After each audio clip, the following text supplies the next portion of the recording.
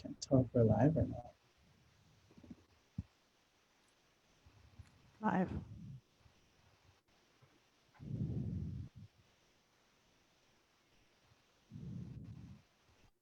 Oh yeah, we will be now.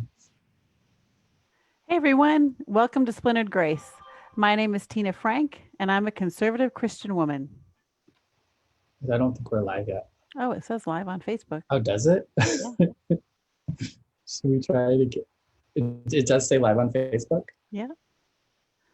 All right. Want me to intro you again? Yeah, let's do it again. Welcome everybody to Splintered Grace. My name is Tina Frank, and I'm a conservative Christian woman.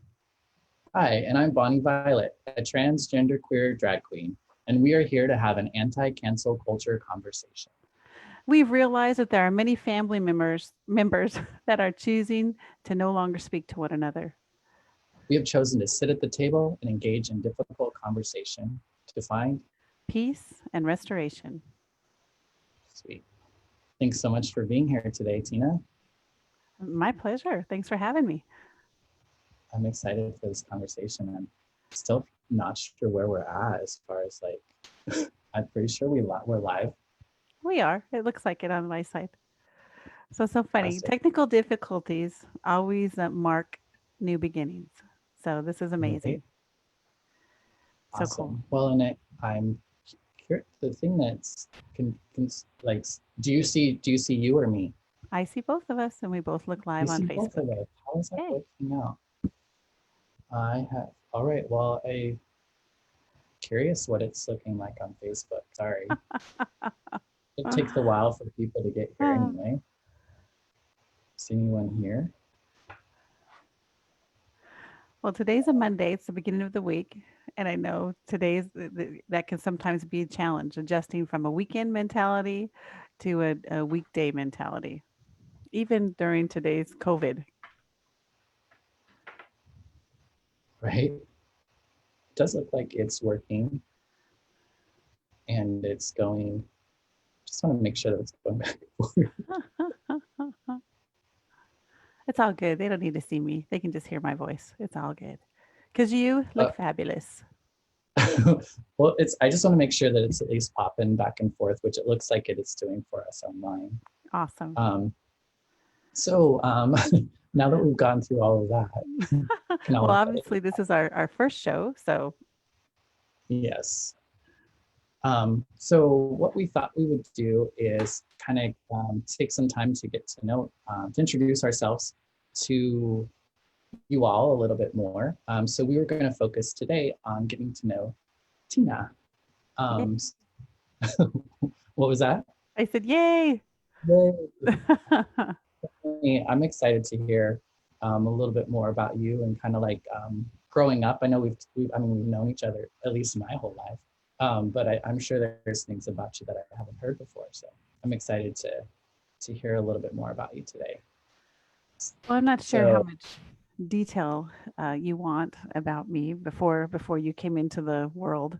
But I had a pretty simple upbringing for the most part. My family traveled around Idaho, all over the place. We lived as far as Lewiston. That's a little tiny town, at least it was last time I was there. All the way down to the Twin Falls area, Wendell more specifically. But we lived in all those little towns: Buell, Hagerman, Gooding, Jerome. Anyone who's familiar with that area, we kind of were just all over the place. We moved around a lot because my dad changed jobs a lot. My dad, your grandpa, was crippled, and so he had some physical challenges, and sometimes the job would get to a point where he couldn't do it any longer, or people didn't want the responsibility of having someone that I don't know, wasn't what they would consider normal or able to perform. And my dad was an awful hard worker. I remember him going to work when he didn't have a job and sitting in front of the office and with his lunch.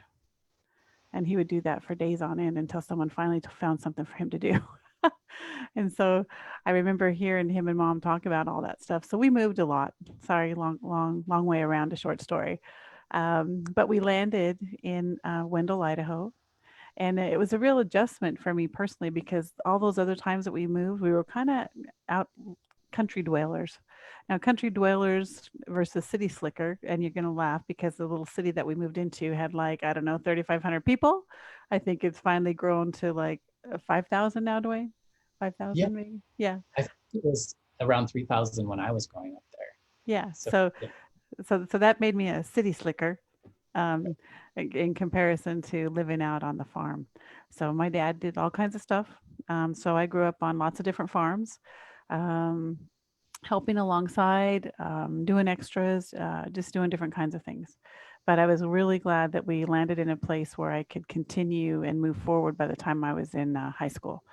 I don't know. I know changing high schools can be challenging for young adults, and I was really grateful I didn't have to go through that. But yeah, so there's really not a whole lot um, exciting. I moved to Arizona as soon as I graduated, probably within a year, and I've been here ever since. So Arizona is my new home. right. And when did Christianity come into play for you? I was in high school actually. Um, I'd been going to, of course, school for a few years. A small school. My graduating class was only 35 people. So it was everybody knew everybody's business and then some. And I actually started going to a little tiny church. Um, my goodness, it was a Free Methodist church, I believe. And it was funny because I only went there because my little sister, your Aunt Roxanne, was going and she was trying to earn points for her Sunday school class because you got points in your Sunday school class if you brought a guest. And if then they were going to have this big party or something at the end of the contest. So I came to help her. And then there was a cute boy in my class. So you know what that meant. I had to come back again and again and again. Turns out that cute boy wasn't there for me. He was there for another young lady who was in the youth group. But it was fun. So during that time, I committed my life to Jesus, and it's been a rocky road ever since. I So mean, so yeah, so what does that mean by when you say like you gave your life to Jesus? What does that look like? Is there something you had to do for that, or? yeah, thank you for helping me to clarify because I don't want to say things that people can't understand. During church one Sunday morning, our pastor was talking about um, someone that could love me even with all my brokenness and my craziness. You know, in high school, I had a lot of challenges trying to figure out who I wanted to be, who I was. People have ideas and perspectives and hopes, I guess, for me. And I was struggling with trying to figure all that out. And I just felt like I wasn't included or I wasn't a part of all of that thinking. And this pastor had shared, and it was someone that I'd gone to church for a few weeks because I kind of got to know him a little bit. So it wasn't a total stranger at this point. And he just shared about this amazing guy who could love me with all my crazy. Didn't care about any of it. Didn't care what I was doing. Didn't care how I talked. Didn't care how I dressed. Didn't care what color my hair was. Didn't care who my friends were. But that he loved me, and that he loved me so much that he gave his life for me, and that just blew my mind. And he told me in that moment, he said, "You know what? You can have a relationship, and you can start a conversation with this person, and you can tell him whatever you want, and he's not gonna ever pull away." And so I prayed. I got down on my knees that day and I prayed, and I just asked Jesus if he would live in my life, if he would become a part of who I was, and help me to figure out who I was. And it was an incredible experience, and my life changed from that moment on. I will say And that as I became an adult, um, I stepped back and didn't continue to talk to Jesus. And then I made some decisions in my life that were very hurtful, not only to myself, but to my family. do you want to talk a little bit more about that? I was curious though when you talked about like you're crazy or your challenges. Do you want to talk a little bit about like that for you as far as like what's growing like I guess what growing up kind of I don't know you said something about expectations. you want to talk a little bit more about Sure. I've growing up, and I think most people experience this, at least is I did, or I felt like they did. The more I got up in high school and started to do things, uh, I think people expected certain things from me. They wanted me to get an education, or they wanted me to perform at a certain level. I had an aspiration to go to college and to further my education. And that wasn't the norm in my household and in my parents, I believe all three of my sisters, um, older sisters, didn't complete school, but I really wanted to. So I was going to, and I was told right out the gate that there was no money for that kind of thing. And so I tried to earn it. So I tried to get good grades. I played any sport that I could get my hands on. Some of them I was better at than others. um, and I just went for it. I thought, you know what, I really felt like that I could do something different than what everyone was telling me. The challenge was when I would have those conversations, people would say, well, what are you going to study? What do you want to be when you grow up? And I was having a hard time trying to figure that out, to the point where you can't you how are you going to know where to go to college if you don't know what you want to be? So that was part of my struggle. And then I had that on the family side, which I believe was all because they loved me and they wanted me to make sure I had my ducks in a row and whatnot. But then I had my friends on the other side. I had two groups of friends. You have the kids that are overachievers that are going for it, going for it, going for it, and their families behind them, and they're making things happen for them, and they're moving forward. And then I have these other kids that, I don't know, kind of seemed somewhat forgotten, that? and I was kind of in the middle. When I say forgotten, I mean these kids that weren't sure what they wanted to do. They weren't sure how they wanted to be. These were the kids that one day would come in with a persona of, I don't know what, a cowboy or a cowgirl, and the next day they'd come in with the persona of a punk rocker or whatever. They were trying to define or figure out who they were. You could tell, but there wasn't a whole lot of support for any of that. So for me, I was kind of mixing in both of those groups because I really didn't know who I was either. I was blessed because I was able to. I was just outgoing enough that I could um, make people feel comfortable. You know, People could have a conversation with me. I was good at not telling everybody's business because I certainly didn't want them telling my business. And so it was just kind of a point where I had all this stuff in me, and I did things that probably were not appropriate to be doing. I was not the wild and crazy party girl. I was the person that carted all those folks to make sure they got home safe.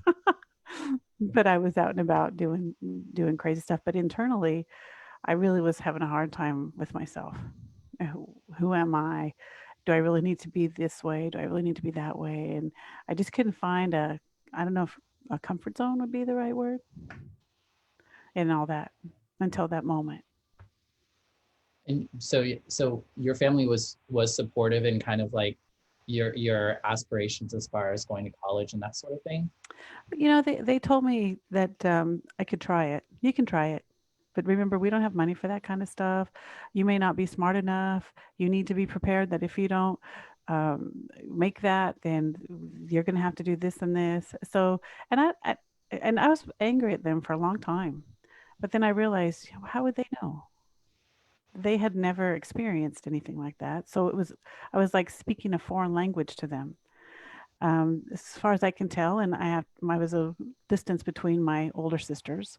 Um, that I don't know that any of them had aspirations to do that, and if they did, they certainly had never articulated it to my parents. So what I was bringing to them was totally foreign. I want to do this. I'm going to do this, and I can appreciate that you're telling me you're not going to pay for it. So I'm going to figure this out on my own. And I did the best I could. I didn't end up going to college, by the way, but it worked You out. did. You did.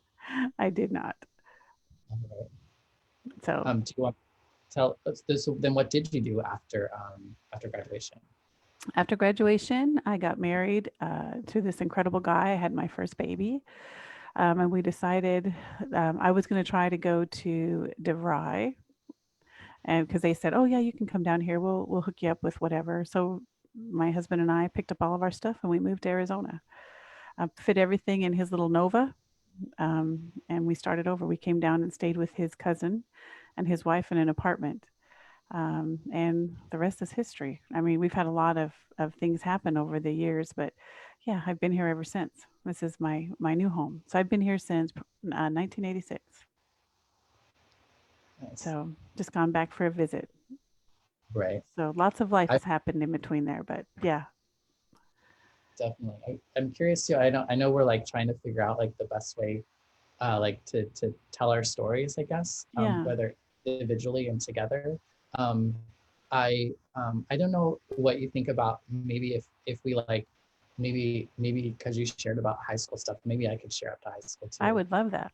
I Okay, would because I'm love it. feeling like there's so much I want to say. Yeah, just say it. This is. Uh, I think this needs to be an open conversation. I don't want to have so much structure that we just can't be real. right, right. Okay, well, yeah, and I mean, you know this, but I grew up in that little town of Wendell, Hmm. and I totally related with the idea that you were talking about a town kid, because I remember, I mean, I lived pretty much on the same corner Yeah. most of my life. Yeah. There was like a moment where we did live out in the country, and at that time, I don't remember a lot of my childhood. But so it's kind of like scattered, but we did live in the country for some time where we had like pigs and we had rabbits, and we burnt our trash in a burn barrel and we Hmm. Hmm. like pulled around on the back of like snowmobiles with like car hoods to the back of it. Yeah. Yeah. Totally like really fun stuff. But I remember living in the town, and all my cousins had like they had lambs, and they were in 4-H, and I remember I wanted to have one, and I couldn't because I was a town kid. Yeah. Um, Yep. I so remember. I definitely relate to that. Um, yeah, so I am Tina's like next in line, I guess, sister as far as age goes. There's 5 girls, and Mhm. Tina's number 4, and my mom's number 3. Yeah. Um, and my mom On had that same me. corner for a while. Yeah, right. Yeah. Did you grow up on that corner too? For a while. Yeah. Yeah. I was there for all of my high school and yeah, all of my high school. I used to walk to the gym and walk to school. Right, to the new gym. Yeah, to the new gym. Yeah. Yeah. That was before they had anything else there, just the new gym. Right. Yeah, because I mean, I remember like when we first lived on that corner, it was my me and my family, and the next to us was my grandma and grandpa, which are your parents, and then Mhm. behind us was Aunt Rose, and I don't remember if Aunt Rose was there. Like, I feel like it was later on in the years, but at Mhm. one point she was living next door to us. I was trying to think where to start with all that. Well, My there's a lot mom. to share. That's why I was like, I don't even know where to begin. I know, right?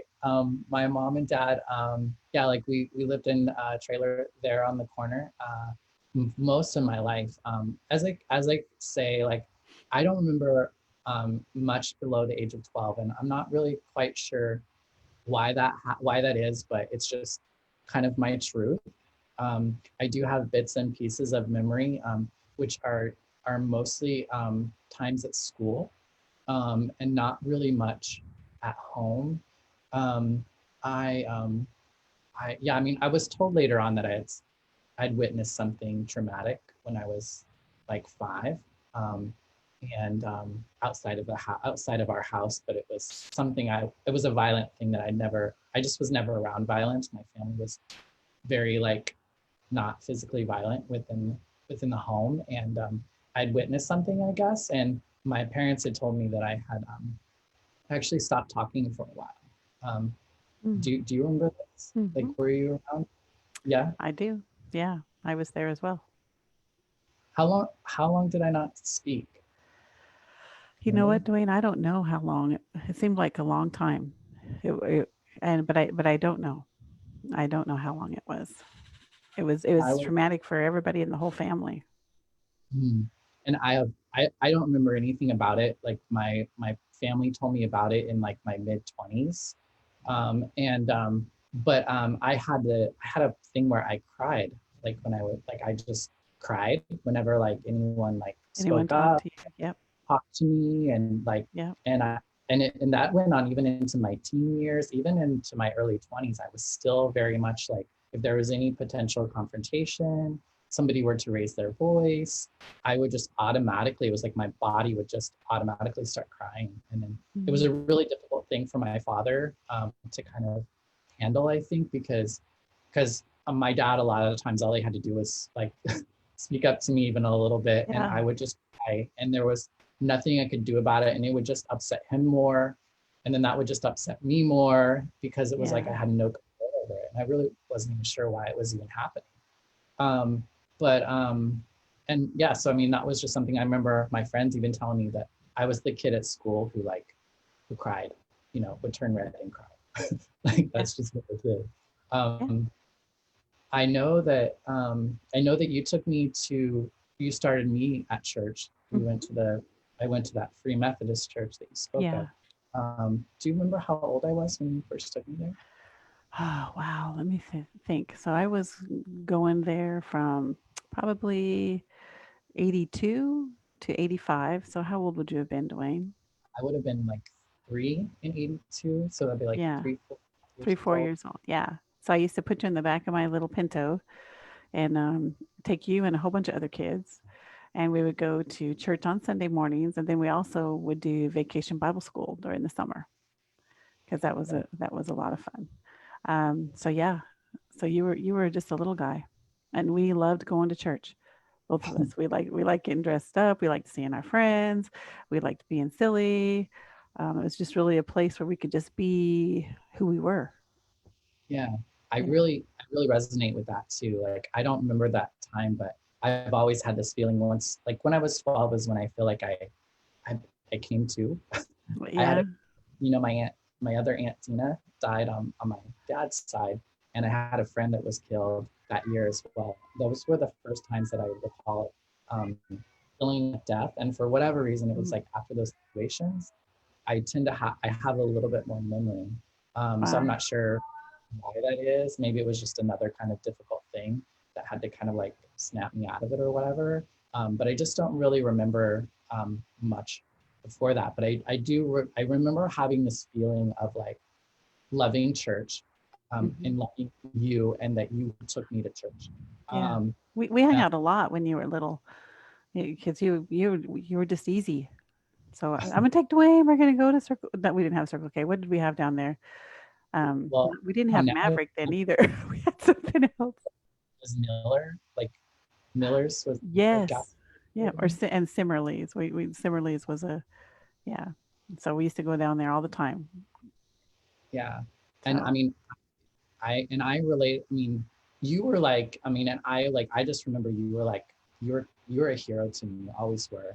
mhm. Ever, I mean, my grandma Bonnie was my first hero. I don't remember her, but I know that I loved her to pieces from Yeah, what everyone she's a said. pretty awesome lady.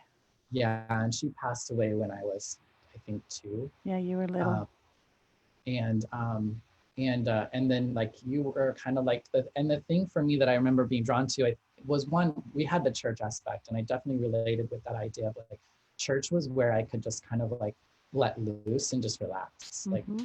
felt like You were it's safe. where I was so, yeah, and I felt safe. I could be social.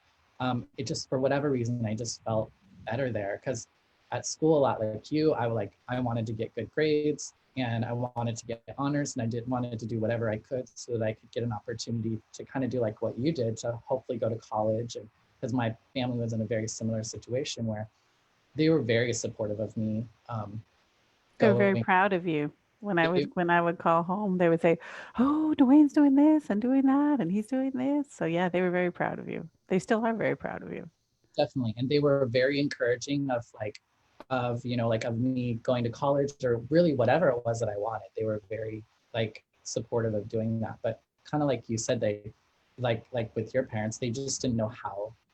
They'd Yeah, never gone to college, they'd never done those things before, so they didn't really know how to like really show me how to do those things. And right. I wanted to do, I had always wanted, I had a really hard time growing up poor. um, I hate to say that because, but that's just the truth of it. I had Yeah. a really hard time with it, more so socially. Like at home, I was fine because I always had everything that I always had food, always had everything that we needed. Mhm.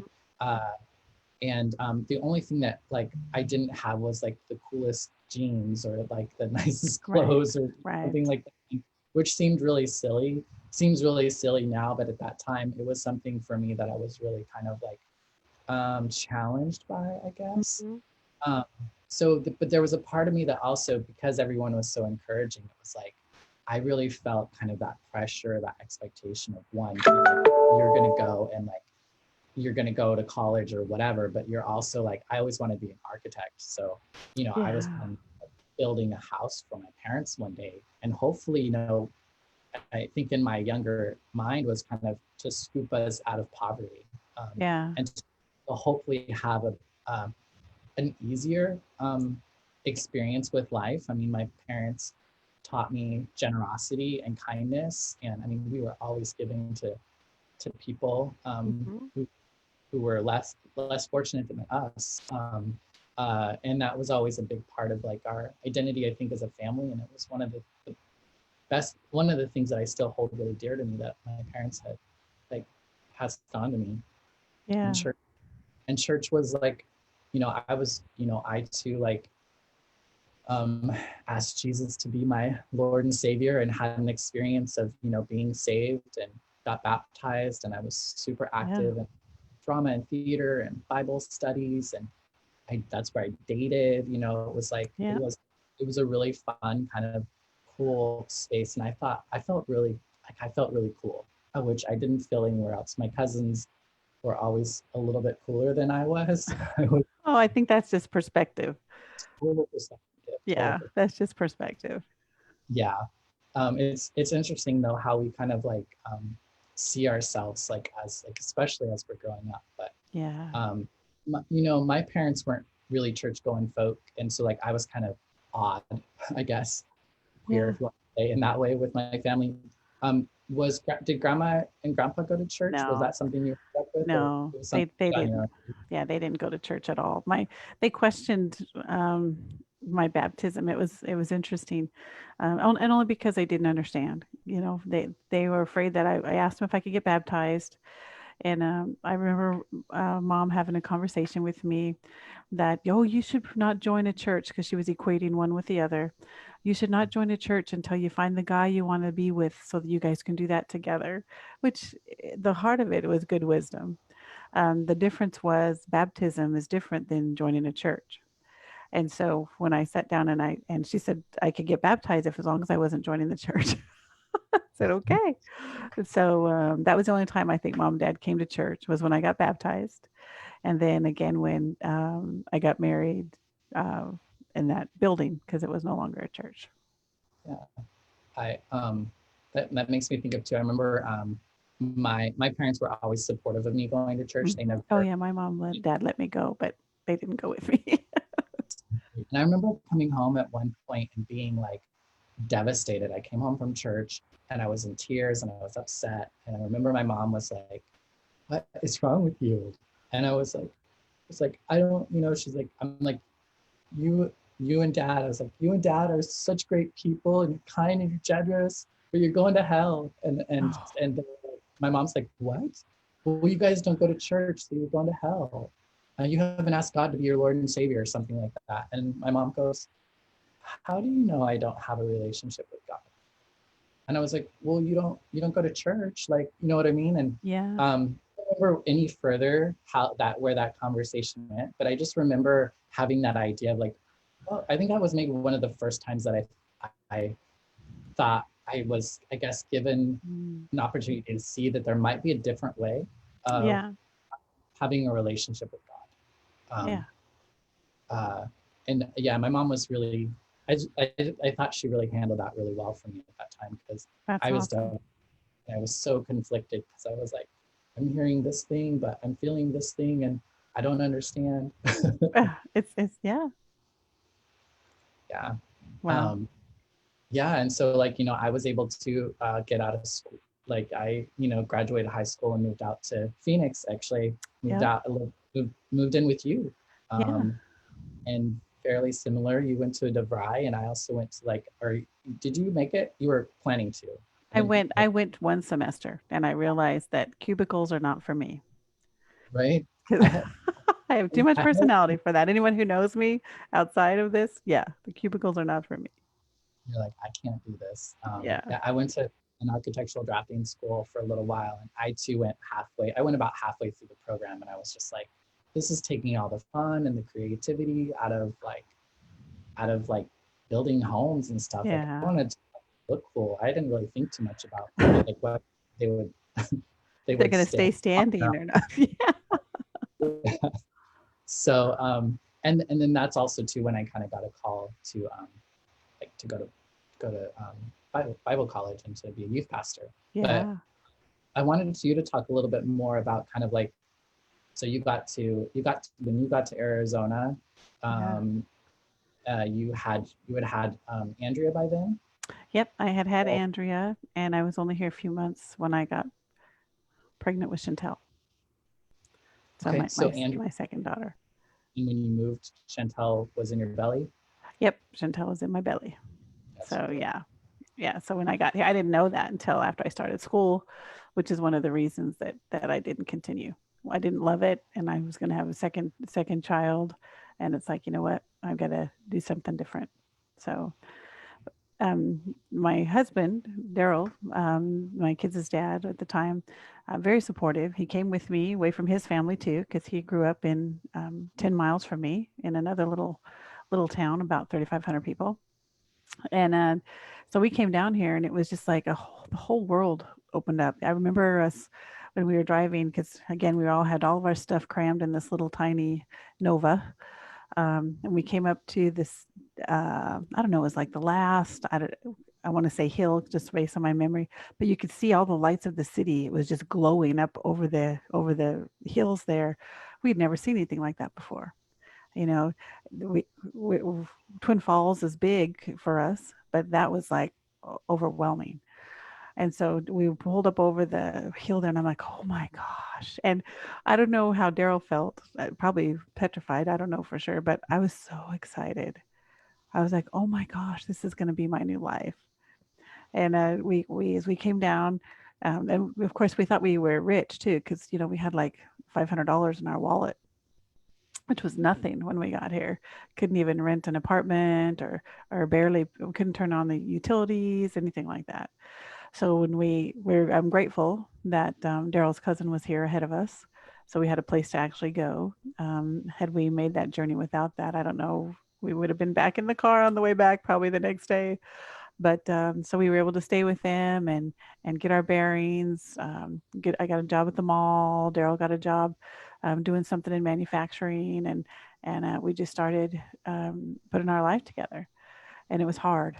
It was really hard. His cousins eventually left, so we were here by ourselves. Of course, Daryl and I eventually got a divorce, which was hard also. It's yeah, Pardon? and two other children during that Oh, time. yeah. Yeah. We had a total of four kids, and we ended up getting divorced in the long run. And I stayed, and he went back. So, And but yeah, was church was Christianity still a part of your life at that time? yeah, it was. Daryl and I had both decided that we wanted to live a Christian life. So one of the things that helped us a lot when we got here was getting plugged into a church. So we found a church right away in the little area where we lived, and we started going to church. And it was awesome. The people there were able to help us find an apartment. There were people there that their businesses were hiring, so we were able to get our bearings and do some things. Of course, it was a place where my kids could go and have opportunity and be around other kids. Sometimes I was able to find someone who can watch my kids, because we had to work. Daryl and I worked two different shifts, so because we didn't have money to pay a babysitter. So he'd work one shift and I'd work the other shift. We'd just see each other in passing, but once in a while we got to have a babysitter so that we could have some time together or do something different. But yeah, so the church for us, the physical church for us, was really pretty amazing. And I mean, we did well. We got our bearings. Oh, I think we did. We eventually bought a house after a few years. We were here for quite a while. We eventually bought a house, And then I guess I'm just going to take the blame. I got unsettled, and we ended up going through a divorce. So, and when that all happened, of course, it was really hard on all of us.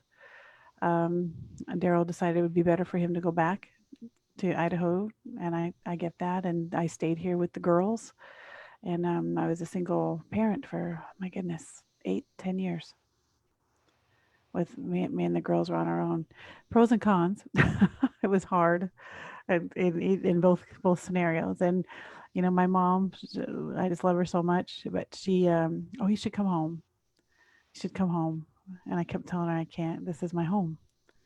I just couldn't. And I love going back now. I love visiting. I don't know that I'll ever live there, but for me, this was my opportunity to grow, to expand, to experience life. And now, as a mature Christian woman, it's my foundation to where I'm headed next. Because I always feel like there's a destination in mind. And I since I am a Christian, I do read my Bible, and my Bible says in Ephesians that this is my paraphrase. I can look it up if you want me to look it up, but my paraphrase is that if I'll allow it, God, Jesus, desires to do far more through my life and in my life than I could ever think or imagine. And for me, I feel like God's planted me in Arizona to manifest that through my life. And so That's always been very clear to you that Arizona is where you need to be. the second I saw when I came over the hill, I knew. I knew it was exactly where I needed to be. So I pray for Daryl. He's an amazing guy. He still interacts with our kids. I mean, he's a great dad. I think he's in Idaho right now, um, with your parents actually. I think, um, but yeah, I hope that for him. I mean, I don't know where he's at with what he's doing in life or what he wants to be when he grows up, but I hope that he was able to move forward and hope he's living the life that he wants to live, because that's what I'm doing. I'm living the life that I want to live. I I related with that concept of like kind of going to Phoenix and like kind of being shocked about like Yeah. there's a new world. Well, you had at least gone to Boise once. I had never gone to Boise. That's I mean I had lived in Boise for a few times when I got to like work in the House of Representatives. Mm-hmm. That was a big deal. You know, I had a sponsor family. I took the bus, you know, See, places. I hadn't done any of those things when I got here. My first, well, the first that I knew of, I met my first lesbian on the bus. When I was that age, I was a junior, senior. I was a senior in high school, and I Mm. remember I met my first lesbian woman on the bus for whatever reason. Yeah, yeah. But that was such a like, yeah, it was a big deal. And you know, when we were young, we got to travel and to visit you and Daryl Mm-hmm, mm-hmm. when we were young, when we were pretty young, we would Yeah. um, maybe a couple of times. I'm trying to think how So old you were. I can't remember how old you were. I remember the drive there. I remember we listened to Tommy Rowe, which is like and Sugar or what's that? Oh, Sugar. Dun, dun, dun, dun. I don't know. I It don't was know. we listened to that tape like the whole time there. I don't know why. Singing and listening to that. So I do remember that. And then like you had a pool, which was like Mm-hmm. we had never really experienced before. Um, but I had a little bit of a culture shock when I moved to Phoenix and was just like there were just so many people around all the time. All the time. I Yeah. I remember feeling like a little anxious about it because it was just I Yeah. just wasn't used to being around that many people all the time, and it was like and Arizona was so spread out, which actually I think was kind of nice because it kind of felt like a big little like a big Yeah. little um, because once I, you know, ended up living in Chicago or been to other cities, you know, or even here in San Francisco, everything is on top of each other. So it's like, it's just a lot in a smaller area. Yeah. Yeah. Um, yeah, I'm trying to think where we're at on our time. Um, yeah, where do we go from here? I don't know. So what maybe we should talk about why we decided to have a conversation. Yeah, for sure. So, yeah, so, and basically, I mean, at this point in time in our life, we were, I mean, really, I mean, I think the reality is, eventually, I don't know, I feel like it's a spoiler alert. Oh, okay. Well, um, never don't go there then. well, yeah, I mean, yeah, because I mean, or we can even just go there and to an It extent. I doesn't mean, matter to me. I mean, We have so much that has yeah, happened separately and together over the years that I'm hoping that any portion of it would just allow someone to be willing to take a step. Because if it's okay, can I go off on a little for a second? Okay. I have realized over time that the family that were born into was not an accident.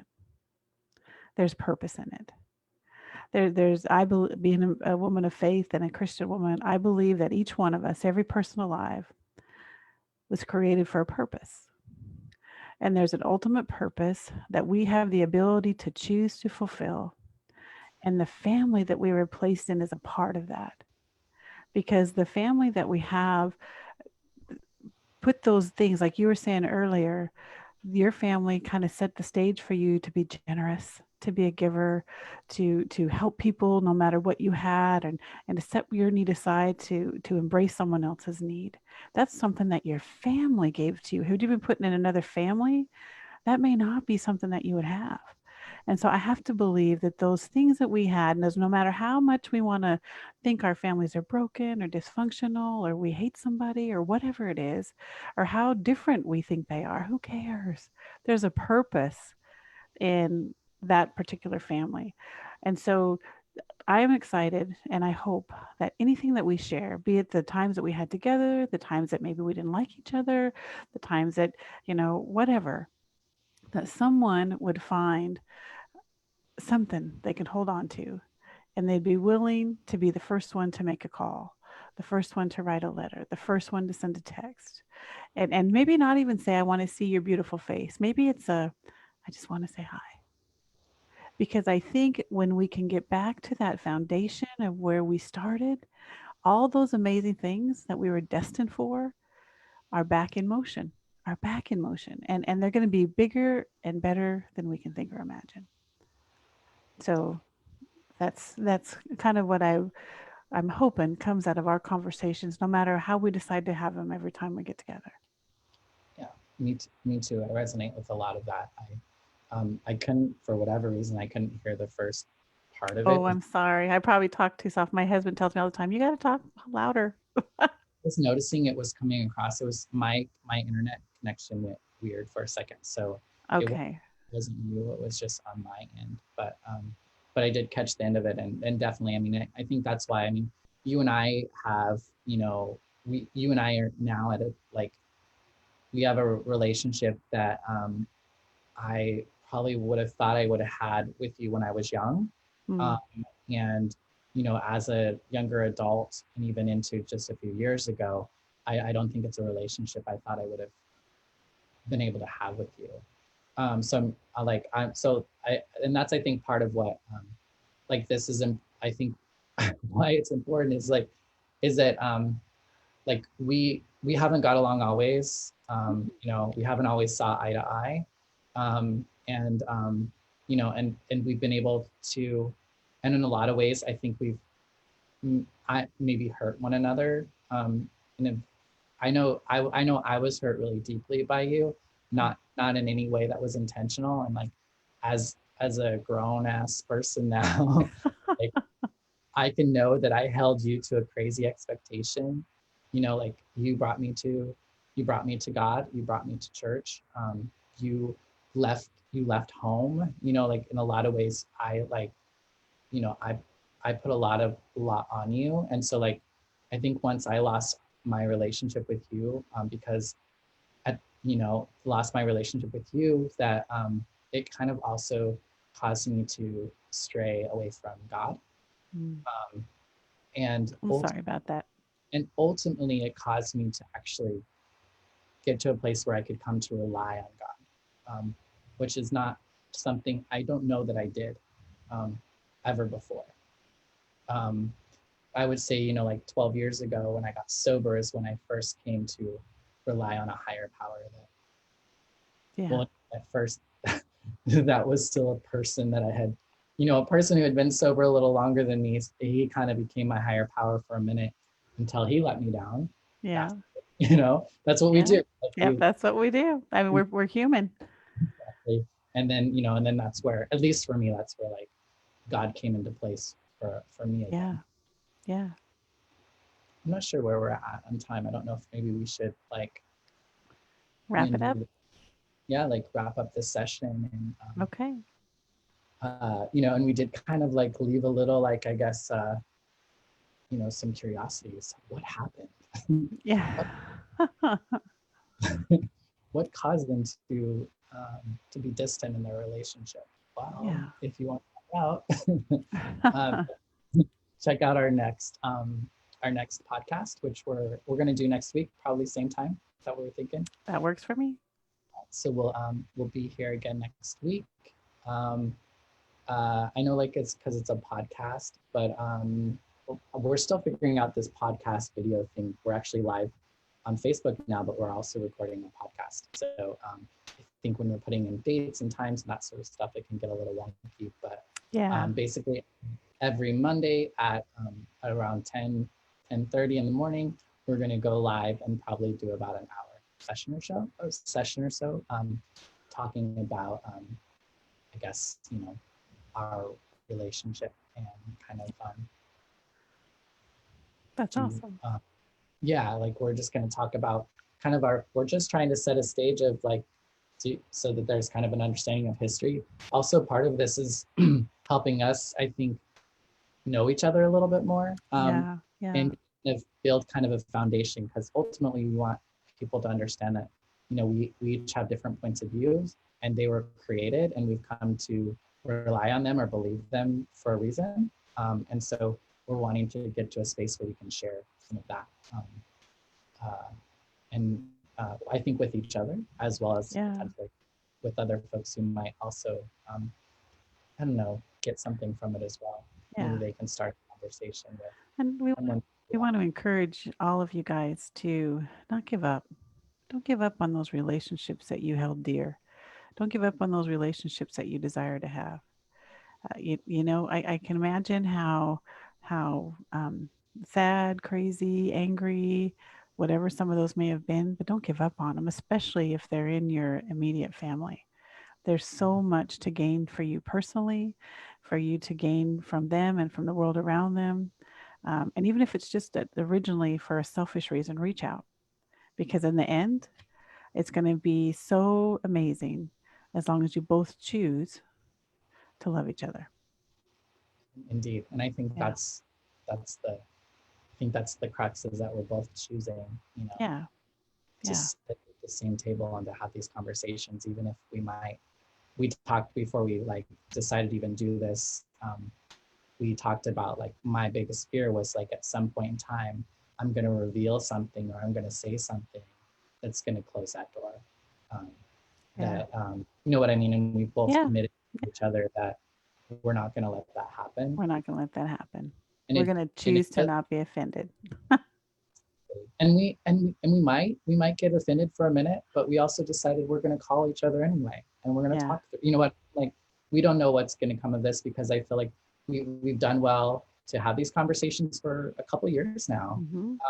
But you know, I do feel like there may be some things that we've skirted around too, which is okay.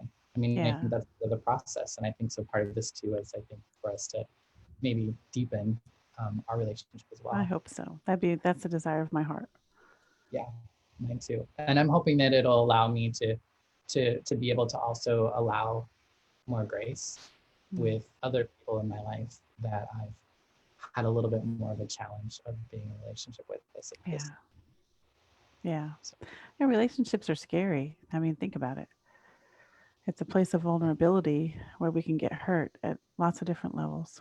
And so, anytime that we open ourselves up, we're taking a risk. And if someone walks into that relationship with us, they're taking on a little bit of a responsibility. So we can talk more about that later on. But I'm We will. grateful. I'm grateful to be part of the conversation. I'm grateful to be sitting at this table with you, Dwayne.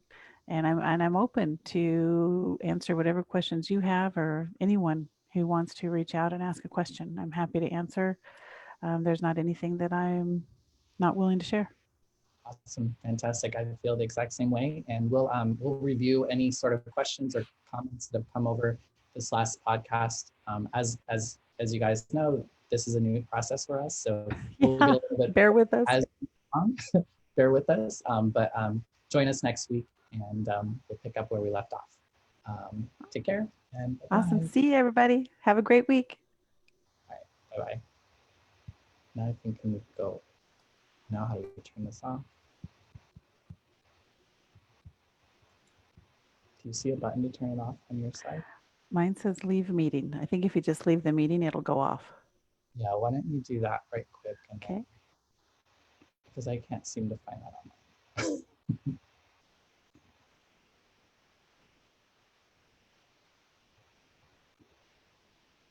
I'm live, but